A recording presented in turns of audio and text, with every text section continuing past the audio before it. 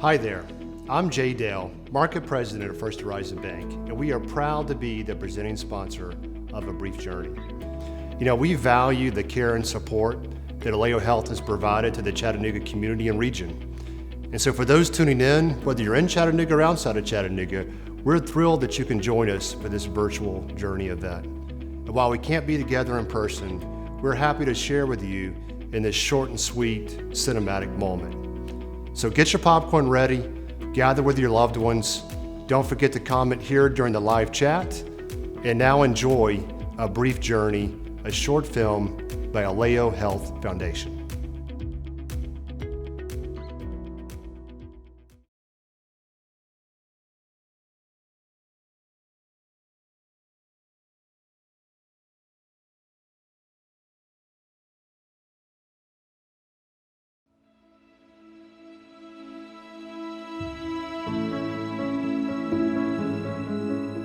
It begins when we're very, very young,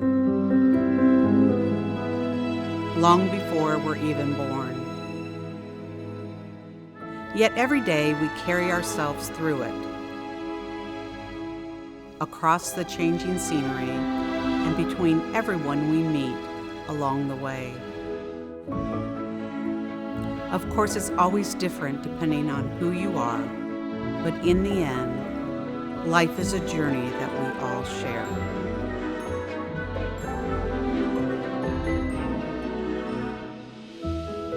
And that's why you are here now, because what we are about to embark upon is worth sharing.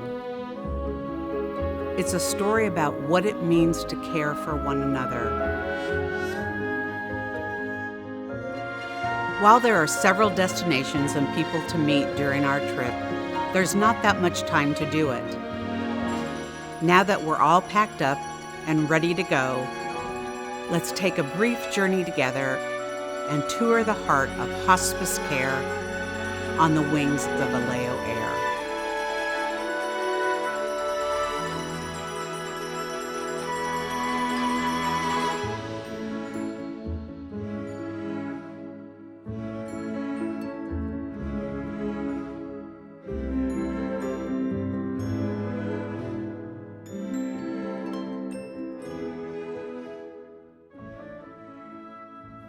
Hello, my name is Susan Latta, Director of Grief Counseling at Alleo Health.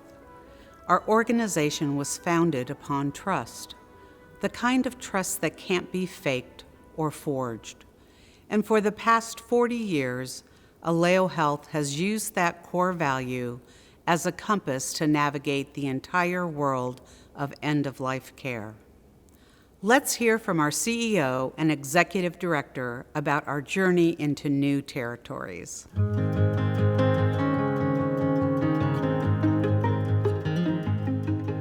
We're always really careful where we expand to and the opportunities we take on. We know how that community works and what their values are and what they want to see in their care. So for us to have these support groups, for us to have 3 grief counselors on staff and anybody can use it, I think that's a gift.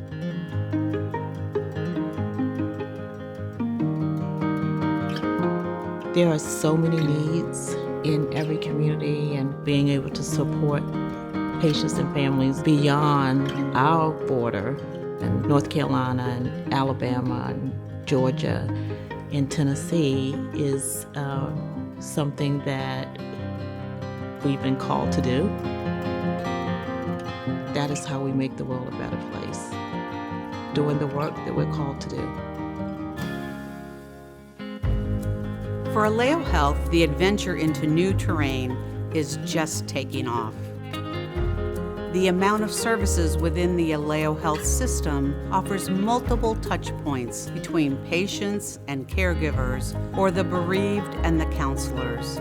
That might come with the territory, but it's more about what happens inside those connections when the two sides can meet and listen to one another.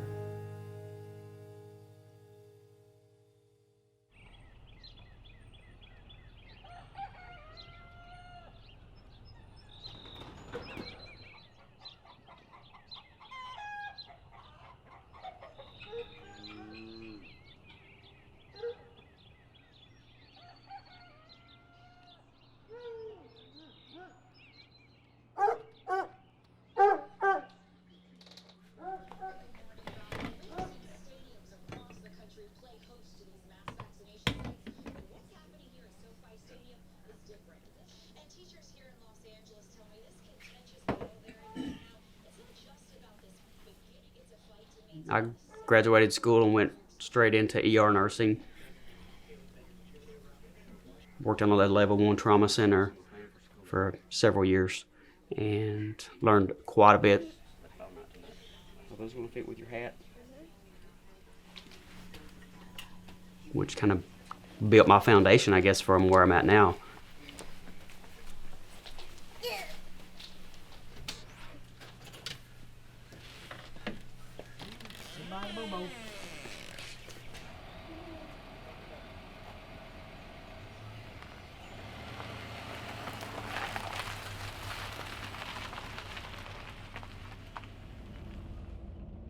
Moved a little closer to home, come back down to Athens, where I live. So when I seen this job opportunity for a PRN position, I applied for it, and then the rest is history. So when I first started nursing school, we got interviewed. Why do you want to be a nurse? Why do you want to do this? To this day, if I could change one person's life, I felt that I have succeeded. And in this position I have felt I've done that multiple times over. You know, we have people that can't even get out to the doctor. It has not been in years because they just can't get out of the house and go, or they don't have a vehicle and they live really far out. Multiple times when I worked, another job, people come in and they had no insurance. They could not get insurance. They didn't qualify for insurance for some weird reason, and they could not get treatment for any kind of anything that they had. So it was really sad seeing that part of it. But seeing on this side of it, we can pick up a patient and help them be comfortable. We'll pay for all their medicines, all their equipment, CNA, social work, any kind of outside resources we can help pull in for them is all covered under Alleo Health and with our foundation.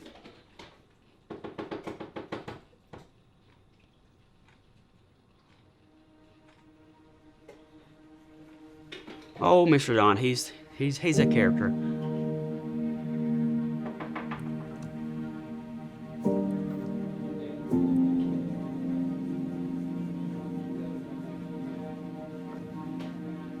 I had his wife.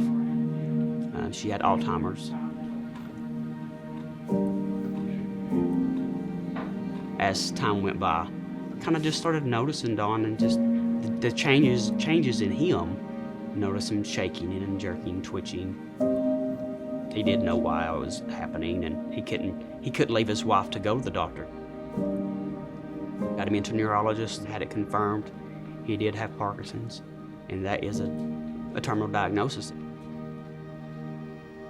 We was allowed to pull him on service while I had his wife, and I had both of them at the same time. And then she had a fall, and she passed.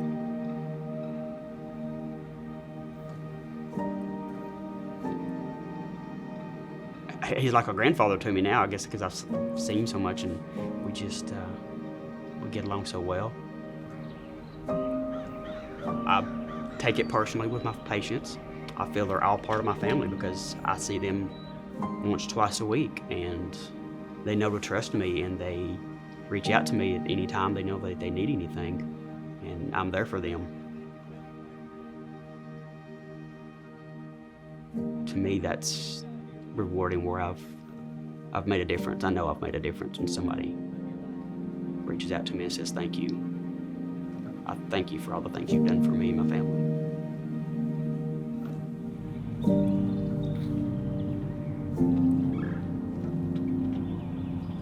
Come on, buddy. Buddy.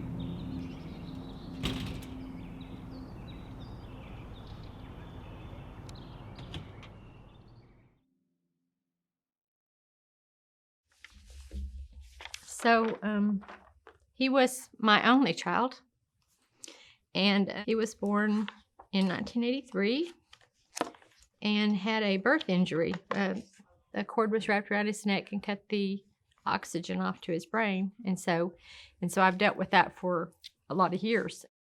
I just have always tried to deal with whatever I've been given.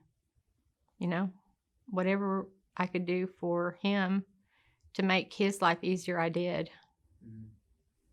And so that's kind of what led us to this. We never experienced it. I had seen friends that had talked about, using hospice and things like that, but I never really thought about what it might mean to us. After the first 24 hours or so, having understood what we were going through and seeing how people were with him and things like that, we were more comfortable with the situation.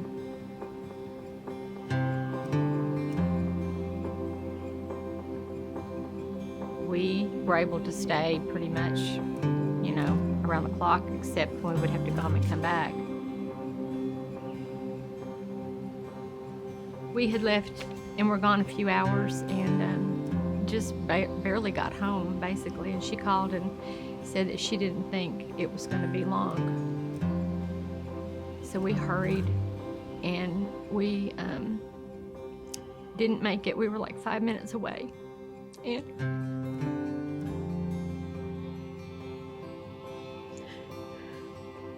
she called, and we were in the car.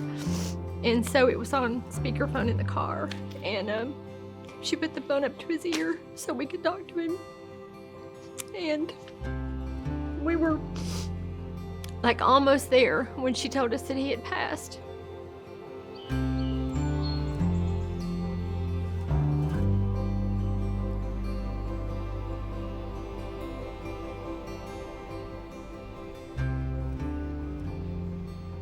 It's a ministry.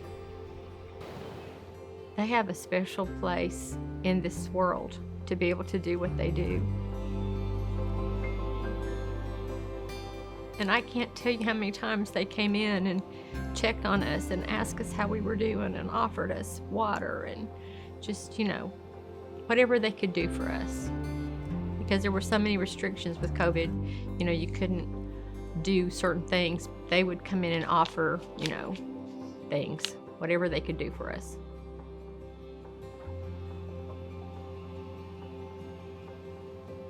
It's more than a lot of people can do, because they're so unselfish.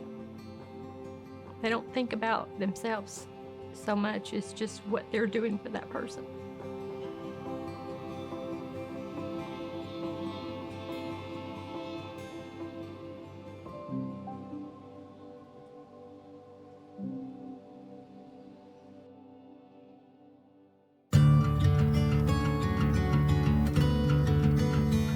My wife is Ruth. We were married 63 years. We traveled the entire United States. We were in Europe much.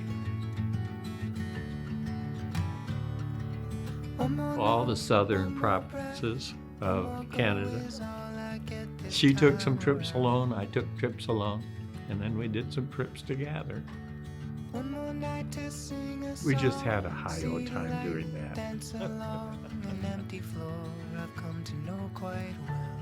Okay, now we have grown old. We are in our house in Florida, sitting in chairs, and someone took this picture of us. So my guess is that may have been from 2 to 5 years before she died. This time around.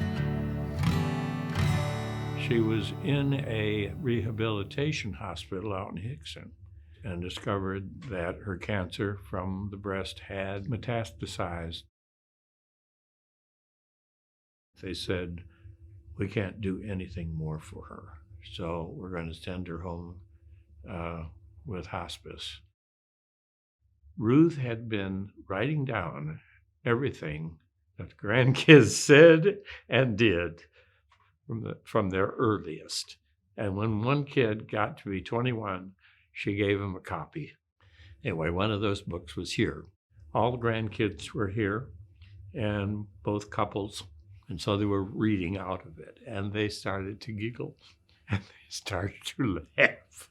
And pretty soon we were all laughing, and it was hilarious until at one point, The oldest granddaughter was sitting on that end of the sofa, and she was she had a clear view of Ruth over here, and she said, they called us Opa and Oma.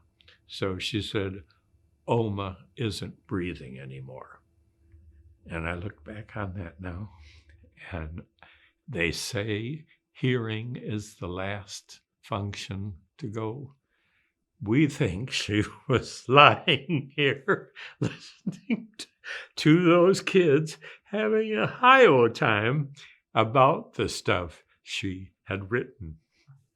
And that's one of the best thoughts I can have about letting her go.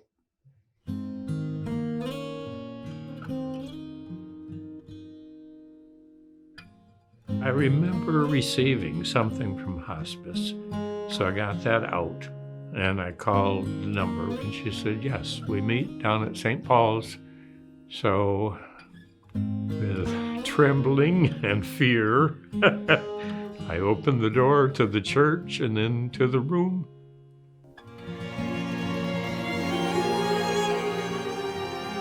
Jean, would you like to say anything? So I said, my wife is Ruth. Everybody is so sympathetic that anyone could go in there no matter how they feel.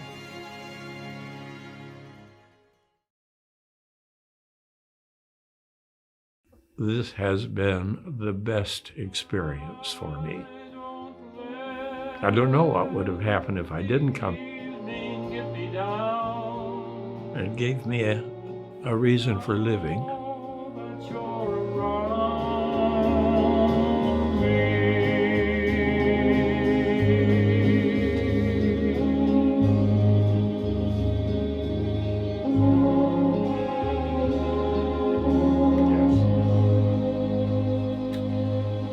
And sometimes I cry after I sing a while, especially when one of them that Ruth liked. That was nice. Thank you for that. Thank you for listening.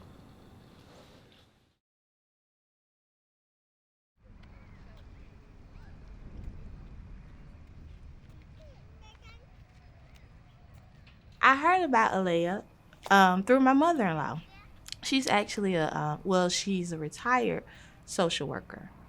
And I did not realize, Alleo, I thought it was just for people who were patients and their families. I didn't know anyone could do the program.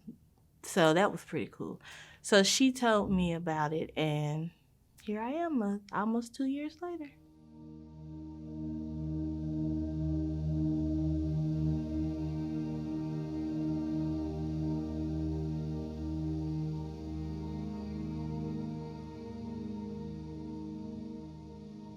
My husband's name was Brandon Bernard. When Brandon passed, I didn't think, I need to go to counseling. But my mother-in-law, probably a week and a half after he passed, she told me about this, and we came. I truly believe if it was not for Donna, my counselor, I don't think I would have been this far in my grief. She's so relatable. We can just talk about anything.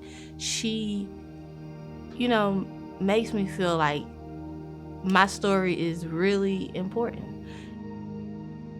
I was really confused. I wondered, how did this happen? How did I not see any signs?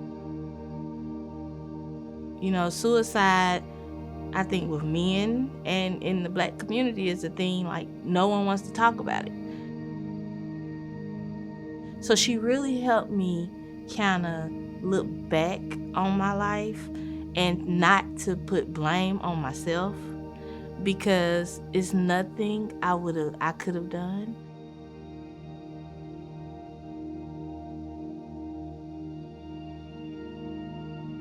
Bree. This could be a whole story about Bree. She has been very, it's hard. her and Brandon connection was so deep. She talks about Brandon all the time. And that has been the hardest. And that's one reason she's in Healing Hearts too.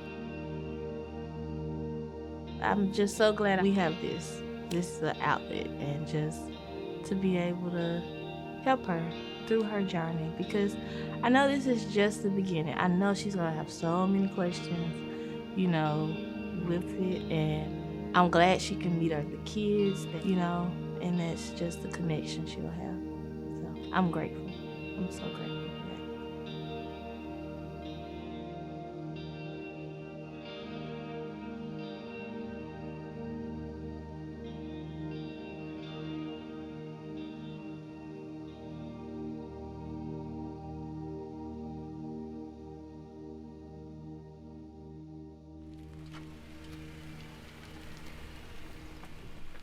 My name is David Martin, pastor for about 50 years. My wife, she passed at 2:30 on January the 18th, 2018.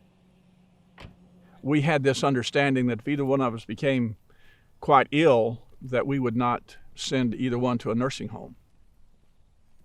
Rather, we would, if we had to, hire someone to help. Barbie was diagnosed with Lewy body dementia, and it's a progressive disease. So that's what I did. I took care of her until I couldn't. And that's where hospice came in. I know what it is to have compassion. I know when it's real and when it's not. I know what it is to have empathy when it's real and when it's not. Not that I was looking for that, but I observed that. But they were very patient, and they were very caring in a genuine sense. And for a pastor, I can't tell you what that meant to me. Do you know? This, can I show you this picture? Okay, let me show you a couple right here that I just grabbed real quick. This, I don't know if you can see that. That picture there is my wife. She was a beach girl because she was raised in South Florida, Palm Beach County. So we were going down there every year. Well, when she got sick that last year, my daughters said, Dad, let's see if we can go take Mom back down to the beach. And at this time, she was wheelchair bound. Then I thought, oh man, how am I going to get her out on the beach? You know, she couldn't walk very well, and a wheelchair wouldn't go out there. And I thought, man. And then someone said, I saw someone down there on the beach with big fat tires on a wheelchair. I said, really? I said, find out where I can buy one of those things or get it. They got it arranged with some hospice organization down in Panama City Beach. And they said, we're going to get you a chair. I thought, wow, this is really incredible. I didn't expect that, you know. And I'll be dog if it wasn't the first day we were down there, here comes a van pulling up, get this big old nice chair out with big fat tires. And I'm thinking, gosh, this is the greatest. And I told her, I said, sweetheart, guess what? We got a wheelchair with beach tires on it. I said, you're going to love this. And she got a big grin on her face with her big pretty hat on and her sunglasses. And every day we rolled up and down the beach, listening to the waves. That was her last trip. But they provided that.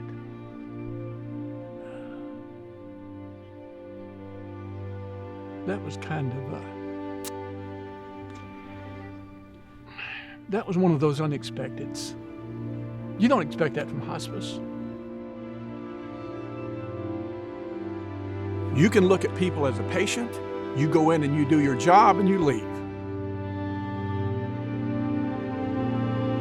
You can go in and look at someone as a person, and the empathy begins to come out of there. That's what I saw with the care they gave my wife.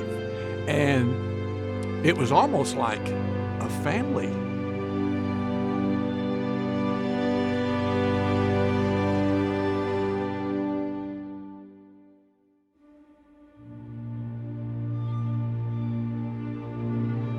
Compassion. We are moved by it. We've sewn it into the fabric of our organization. Of course, we're not alone, and we were not the first either. So when did this type of care begin? Where did this selfless ministry come from? Few may know. Luckily for everyone, we're approaching the answer. Prepare for landing.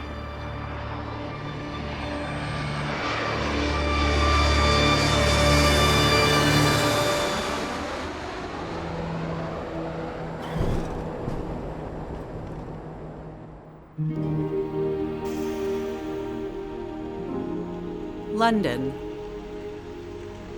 where the pioneers of hospice care laid the foundation that inspired organizations like Alleo Health to carry the torch.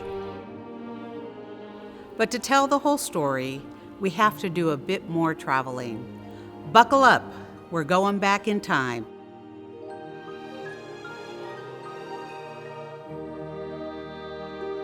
In 1967, a woman named Cicely Saunders helped establish St. Christopher's Hospice. It was the world's first purpose-built hospice, and it was designed with this philosophy in mind. You matter because you are you. You matter to the last moment of your life.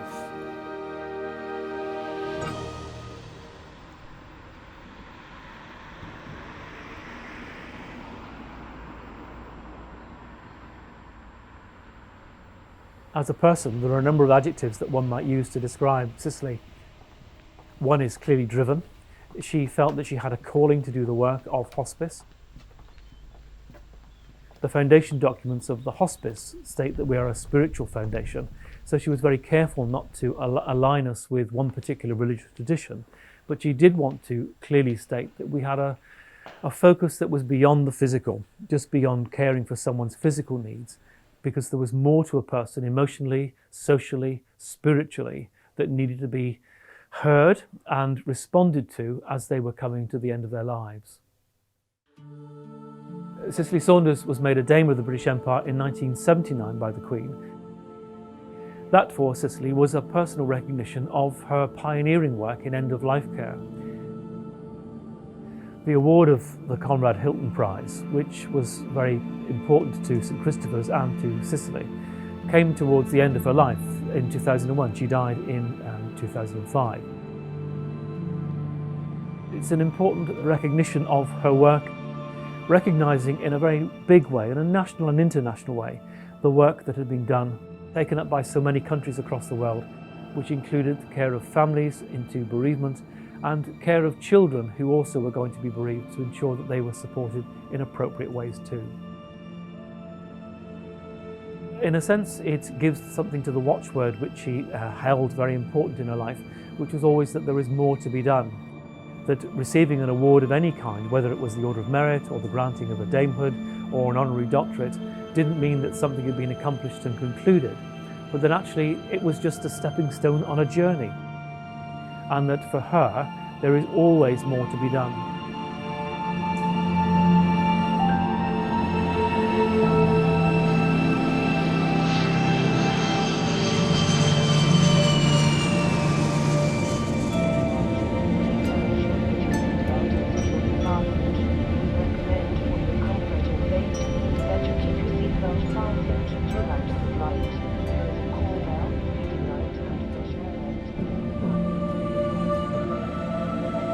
Although short and sweet, I really enjoyed our brief time together.